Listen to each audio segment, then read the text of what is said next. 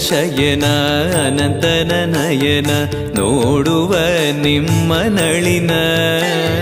ವೀಣೆಯ ನುಡಿಸಿ ನಾದವ ಬೆರೆಸಿ ನಂದನ ಕರೆವ ಬದನ ಆನಂದ ಶಯನ ಅನಂತನ ನಯನ ನೋಡುವ ನಿಮ್ಮ ನಳಿನ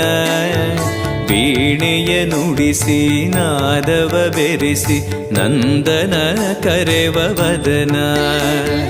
ಭಾಗ್ಯವಿದು ಗುರು ಭಾಗ್ಯವಿದು ಮಧುರಾಪತಿಯನ್ನ ನಟನ